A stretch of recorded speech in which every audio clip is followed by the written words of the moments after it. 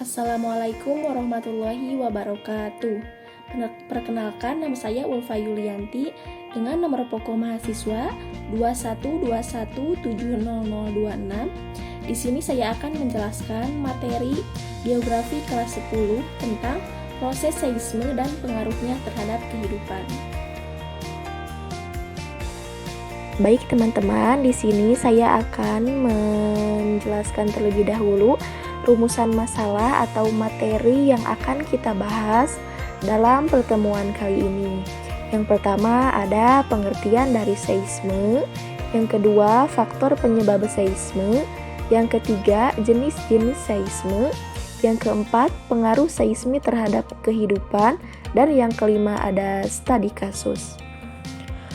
Untuk materi yang pertama yaitu tentang pengertian dari seisme.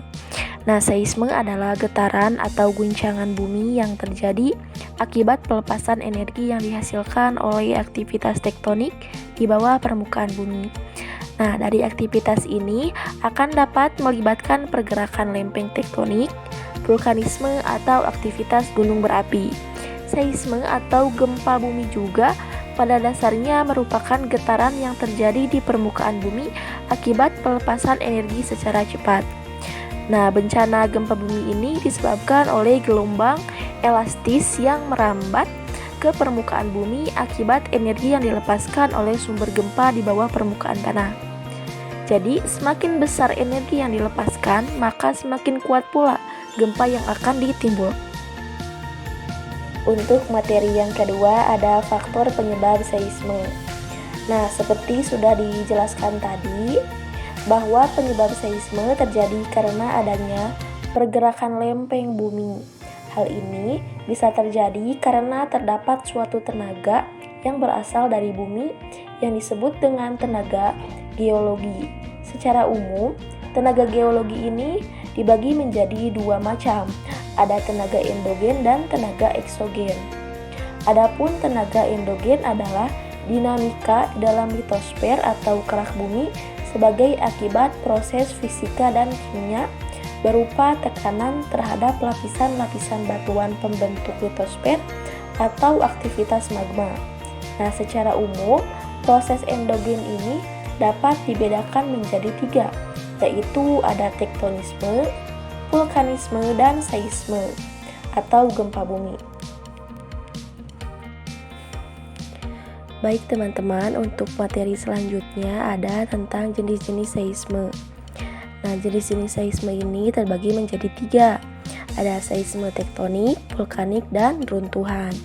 Nah, untuk yang pertama yaitu seisme tektonik adalah gempa yang disebabkan oleh adanya aktivitas tektonik, yaitu pergeseran lempeng-lempeng tektonik secara mendadak dengan kekuatan dari yang sangat kecil hingga yang sangat besar.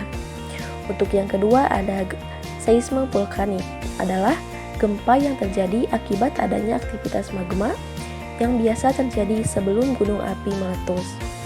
Apabila keaktifannya semakin tinggi, maka akan menyebabkan timbulnya ledakan yang juga akan menimbulkan terjadinya gempa bumi.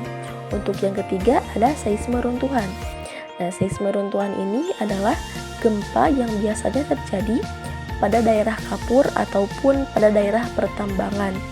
Nah, jenis gempa bumi ini jarang sekali terjadi dan bersifat lokal. Nah, lanjut ya teman-teman, untuk materi yang keempat ada tentang pengaruh seisme terhadap kehidupan.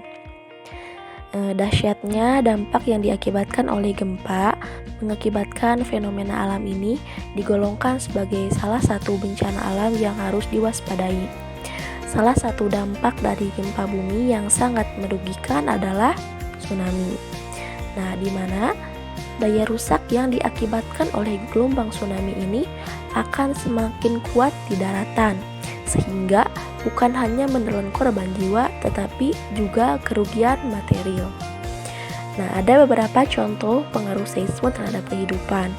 Yang pertama, tentunya kerusakan fisik pada bangunan dan infrastruktur. Yang kedua, gangguan pada ketersediaan air bersih dan juga listrik. Yang ketiga, gangguan pada sektor transportasi.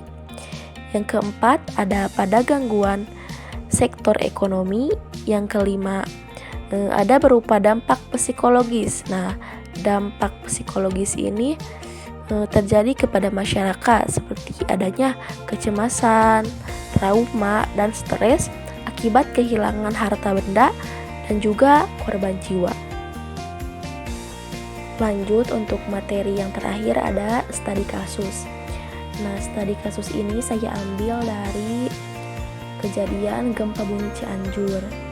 Nah, disebabkan gempa bumi yang terjadi tepatnya pada hari Senin tanggal 21 November 2022 tepatnya pukul 12:15 waktu Indonesia Barat di Kabupaten Cianjur. Nah, untuk kekuatan gempa tersebut yaitu 5,6 skala Richter berdampak di wilayah Kabupaten Bogor sehingga mengakibatkan beberapa rumah di wilayah Cisarua mengalami kerusakan. Gempa yang terjadi di Kabupaten Cianjur dapat juga dirasakan sejumlah daerah sekitar, contohnya di sekitaran Bandung, Jakarta, dan juga Bekasi. Warga yang merasakan gempa di daerah sekitar memaparkan gempa yang terjadi tidak mengalami tanda-tanda, melainkan secara tiba-tiba.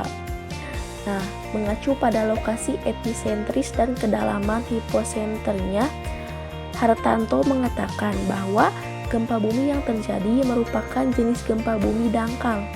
Guncangan tersebut disebabkan oleh adanya akibat aktivitas sesar Cugenang. Nah, untuk saat ini, bangunan rumah yang berdampak belum juga diperbaiki dan material bangunan belum juga dibersihkan. Nah, untuk kerusakan berat pada bangunan dan lingkungan akibat gempa moderat terjadi karena 4 hal. Salah satunya terkait pusat gempa dan wilayahnya berada di lereng. Nah, mungkin sekian ya teman-teman untuk materi geografi kelas 10 tentang proses seisme dan pengaruhnya terhadap kehidupan. Mohon maaf bila banyak sekali kesalahan. Terima kasih. Wassalamualaikum warahmatullahi wabarakatuh.